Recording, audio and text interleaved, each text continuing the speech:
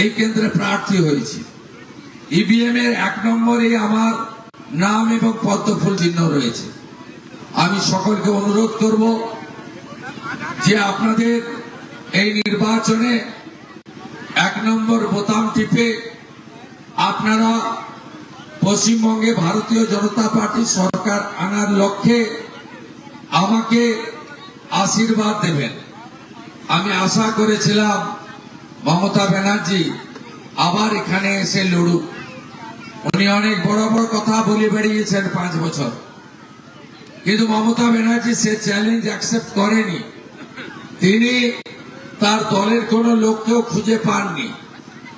একজনকে ভাড়া করেছেন, একজনকে কিনেছেন, তাকে আমার বিরুদ্ধে দাঁড় করিয়েছেন।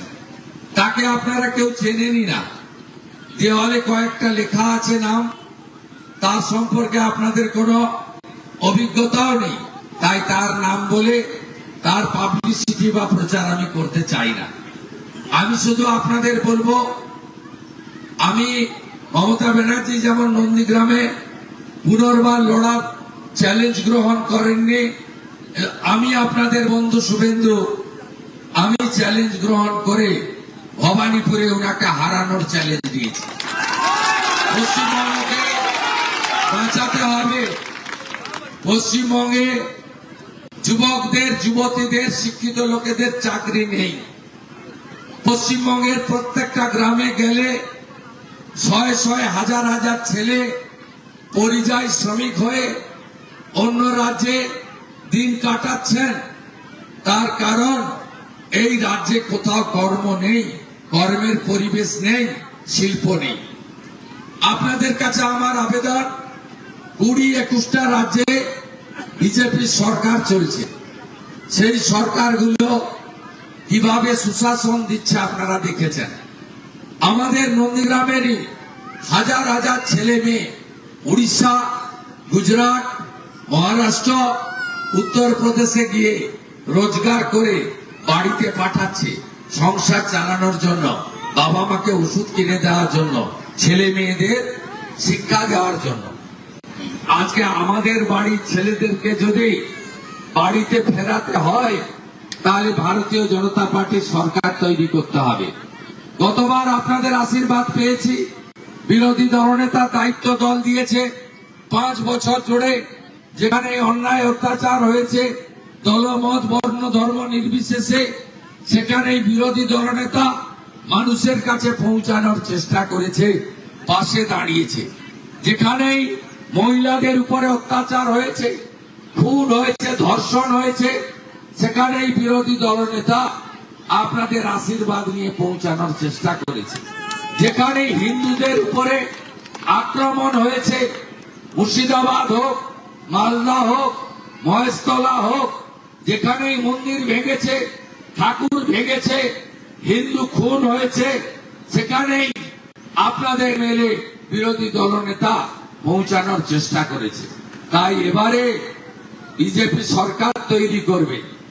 আহমেদাবাদ 1-এর মানুষের কাছে আমি আবেদন করব, এই এলাকার সার্বিক উন্নয়ন, এই এলাকায় ধর্মকর্ম পালনের স্বাধীনতা, এই এলাকায় শিক্ষিত যুবকদের মেধার ভিত্তিতে চাকরি, এই এলাকার পরিযায়ী শ্রমিকদের বাড়িতে ফিরিয়ে আনা, এই এলাকার রুরাল হেলথ সেন্টার থেকে স্কুলগুলোর পরিবেশ আরো উন্নতিকরণ করা, এই এলাকায় নিকাশি রাস্তার ব্যবস্থার আমূল পরিবর্তন করতে গেলে আগামী দিনে ভারতীয় জনতা পার্টির সরকারকে পশ্চিম বাংলায় আনতে হবে। আমাদের প্রধানমন্ত্রী নরেন্দ্র মোদীজি বলেছেন, আয়ুষ্মান ভারতের কার্ড 5 লাখ টাকা পর্যন্ত চিকিৎসা বিজেপি এলে পাবেন, গোটা ভারত পায়, আপনাদের দেওয়া হবে। বিশ্বকর্মা যোজনা হাতের কাজ যারা করেন তাদেরকে আমরা বিশ্বকর্মা যোজনাতে তাদের অর্থ দেব, গোটা ভারতে চালু আছে। এই মুখ্যমন্ত্রী চালু করতে দেয়নি। আজকে ভারতীয় জনতা পার্টি তার রাজ্যগুলিতে যা কথা দিয়েছে, কথা রেখেছে। উড়িষ্যায় সুভদ্রা যোজনায় এককালীন মহিলারা বছরে 50,000 টাকা পাচ্ছেন, দিল্লিতে 2,500 টাকা পাচ্ছেন, হরিয়ানায় 2100 টাকা পাচ্ছেন, মহারাষ্ট্রে 2000 টাকা পাচ্ছেন, 500 টাকায় গ্যাস পাচ্ছেন রাজস্থানে, দিল্লিতে। আজকে 3100 টাকা করে ধান কিনছে ছত্তিশগড়ের বিজেপি সরকার। হরিয়ানাতে 3 মাসের মধ্যে 3,55,000 সরকারি চাকরিতে নিয়োগ হয়েছে। আজকে গুজরাটে টাটা সহ এত শিল্প এসেছে, সেখানে কোনো বেকার নেই। পশ্চিমবঙ্গ থেকে লক্ষ লক্ষ বেকার যুবক চলে যায় গুজরাটে কাজ পাওয়ার জন্য। তাই পশ্চিমবঙ্গে বিজেপির সংকল্প পত্র আমরা দিয়েছি। আমরা কি বলেছি? মহিলাদের সুরক্ষা আগে দেব। আজকে আরজি করের মা পানিহাটিতে যে ডাক্তার বোনকে ধর্ষণ খুন করা হয়েছিল, তিনি আজকে ভারতীয় জনতা পার্টির প্রার্থী। সন্দেশখালীর প্রতিবাদী মুখ রেখা পাত্র, তিনি আজকে বিজেপির হয়ে হিঙ্গলগঞ্জে লড়ছেন। আসুন মা বোনেরা, পশ্চিমবঙ্গ থেকে এই ধর্ষণ নামক শব্দটা আমরা তুলে দিই, মা বোনেদের অত্যাচার আমরা থেকে বাঁচাই। আমরা ঘোষণা করেছি যে প্রত্যেকটি কেসকে পুনরায় ওপেন করা হবে এবং প্রত্যেকটা থানায় মহিলা ডেস্ক করা হবে, দুর্গা স্কোয়াড তৈরি করা হবে, মহিলাদের 2টো ব্যাটালিয়ন তৈরি করা হবে, একটি মাতঙ্গিনী হাজরার নামে, একটি রানী রাসমণির নামে। আজকে যদি আপনি বার্ধক্য ভাতা, পিএম কিষাণ, মহিলাদের ভাতা মিলে আপনার বাড়িতে 4,000, 5,000, 6,000 টাকা ঢোকে, আগামী জুন মাস থেকে বিজেপি সরকার এলে আপনি ডবল টাকা পাবেন।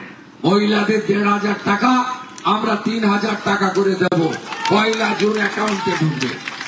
বেকার যুবক ভাই বোনেদেরকে আমরা 1,500-এর বদলে 3,000 টাকা দেব। তৃণমূল সরকার বলছে 5 বছর দেব, বিজেপি সরকার বলছে আমরা যতদিন না চাকরি দিতে পারছি ততদিন দেব।